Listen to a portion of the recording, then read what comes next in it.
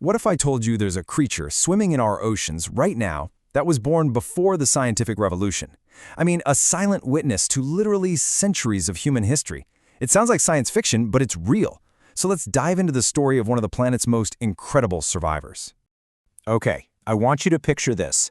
Try to imagine a world with no modern medicine, no vaccines, no antibiotics, a time when something as simple as a small cut could actually be a death sentence.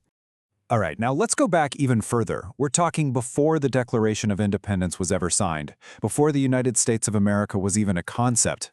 A shark was swimming. Yeah, in the deep, dark, absolutely freezing waters of the Arctic, this animal was already out there, just living its life. And look, this isn't some kind of myth or a sea legend. This is a scientifically verified fact. Get this, scientists have found a Greenland shark that they estimate is almost 400 years old. That makes it the longest living vertebrate, an animal with a backbone, that we have ever discovered. I mean, to put that in perspective, this single animal might have been alive when Shakespeare was still writing his plays. It's just mind-blowing. Which, of course, brings up the big question. How is that even possible?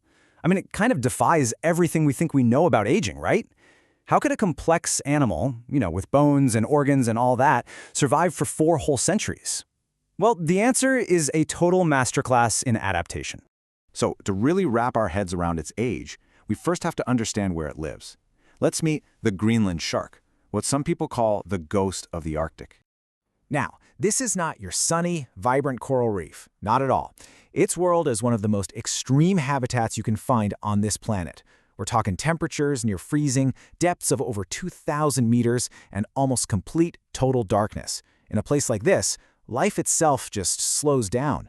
In fact, the shark itself only grows about 1 centimeter a year. Just think about that. So how in the world does living in such a brutal environment lead to such an incredibly long life?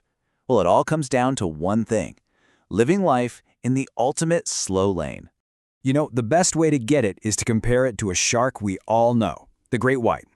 Think about the great white. It's all about power, speed, a high-octane predator, right? Live fast, die young. For a shark, anyway, living about 70 years. The Greenland shark? It's the complete opposite. Its top speed is so slow, it's barely a human's walking pace. Its entire biology isn't built for a sprint. It's built for a marathon that lasts for centuries. So here's the secret sauce, the formula for a super long life. First, those freezing temperatures, they act like a natural refrigerator, slowing down every single biochemical reaction in its body, including the process of aging. Then you add in that super slow growth we talked about. It's a strategy of extreme patience. And finally, a metabolism that's so low it's almost hard to believe. It just doesn't burn much energy, and that means way less wear and tear on its cells over hundreds of years. And if you think that's wild, get ready for this. It takes about 150 years just to get old enough to reproduce. Just let that sink in for a second. It lives more than a full human lifespan as a teenager. It's operating on a timeline that is just completely alien to us. Okay, so we've got a pretty good idea of why it can live so long. But the next big question is, how did scientists even figure this out? I mean, it's not like you can count rings on a shark like you can on a tree, right? Well, the scientific detective work here is just as cool as the shark itself.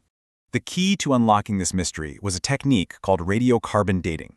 Now, to put it simply, this method lets scientists figure out the age of organic stuff by looking at a special kind of carbon atom. But for it to work, they needed to find a part of the shark that was literally unchanged since the day it was born. And where did they find it? You're not going to believe this. In the lens of its eye. You see, that tissue is formed before the shark is even born, and it stays chemically the same for its entire life. It's basically a perfect biological time capsule, holding a record of the ocean's chemistry from the moment that shark began its journey. So by analyzing these eye lenses, scientists could get a clear read on their age. And here's a really clever part. They could even detect traces of carbon from the nuclear bomb tests back in the 1950s, which gave them a perfect timestamp for younger sharks. This timeline really puts it all in perspective. The oldest one they found, born sometime in the early 1600s. It has been silently swimming through the scientific revolution, the Enlightenment, the Industrial Revolution, all of it. So, okay, this is all incredibly cool, but beyond the wow factor, why does this ancient creature actually matter to us today? Well, its existence has some pretty profound implications for both the planet and for us. And here's the tragic part, the real irony of the story. You have this creature that has survived for 400 years, through everything nature could throw at it. But now it faces modern threats it just can't adapt to. Things like being accidentally caught in commercial fishing nets, a warming climate that's changing its entire world, and deep-sea pollution. And remember that 50-year wait to reproduce? That means its population has no way to quickly recover from these new pressures. But there's a flip side to this story, a really hopeful one. This shark isn't just a biological curiosity. It could actually be a blueprint for human health. Scientists are right now studying its DNA, trying to figure out how its cells are so good at resisting damage and diseases like cancer over such a long time. The secrets locked inside this ancient survivor could one day help us fight our own age-related diseases, maybe even things like Alzheimer's, and completely change what we know about aging itself. So, in the end, the 400-year-old shark is still out there, swimming in the deep, cold dark. And maybe it's the ultimate reminder that in our world, which is so obsessed with being fast, sometimes the real power, the key to survival, belongs to the slowest. And it leaves you wondering, doesn't it? What other incredible secrets are still waiting for us in the deep, and will we be wise enough to protect them long enough to find out?